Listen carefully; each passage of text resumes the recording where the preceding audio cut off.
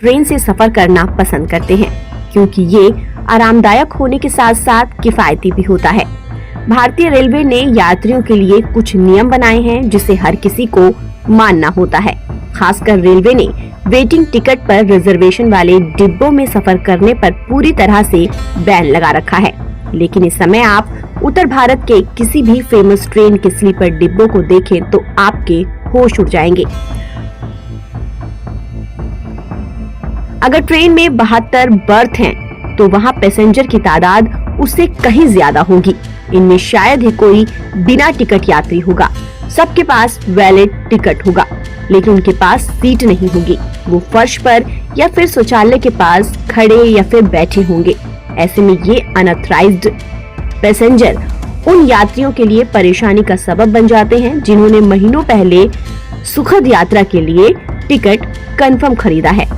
Social media पर ऐसे कई वीडियो वायरल हुए थे जिसमें स्लीपर क्लास में अनऑथराइज्ड पैसेंजर की भारी भीड़ थी, जिसे देखते हुए रेलवे ने साल 2024 के आखिर में एक आदेश निकाला था जिसमें कहा गया था कि किसी भी हालत में रिजर्व डिब्बे में जनरल टिकट वालों को सफर करने की परमिशन न दी जाए। इससे स्लीपर क्लास में यात्रियों को राहत मिली थी।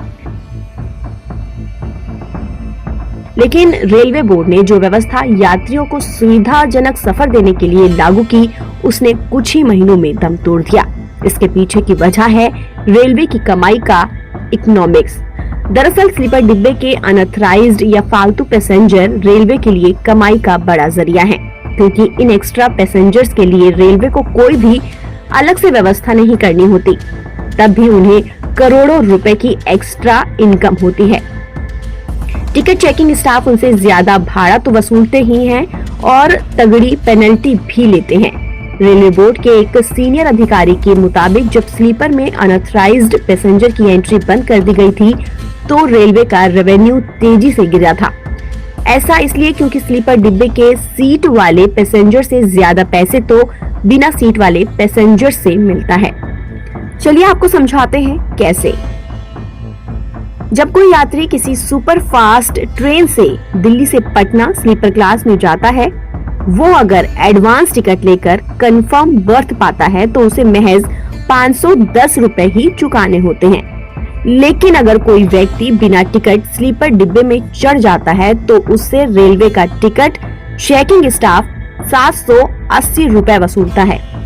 अब सोचिए कि किसी डिब्बे में 72 पैसेंजर 510 रुपए चुकाने वाले हैं और इतने ही पैसेंजर 780 रुपए चुकाने वाले हैं, तो रेलवे को ज्यादा आमदनी किससे होती है? बस इसी इकोनॉमिक्स की वजह से फिर से इनकी मौज हो गई। जब रेलवे ने अनऑथराइज्ड लोगों का ट्रेन में चढ़ना बंद कर दिया, तो रेलवे की होने वाली आमदनी करीब 80% घट गई थी। ऐसे में रेलवे बोर्ड से पुरानी व्यवस्था लागू करने की फिर से हरी झंडी मिल गई और एक बार फिर रिजर्व डब्बे में पैसेंजर की भीड़ दिखने लगी है, जिससे यात्रियों को ही दिक्कत का सामना करना पड़ रहा है।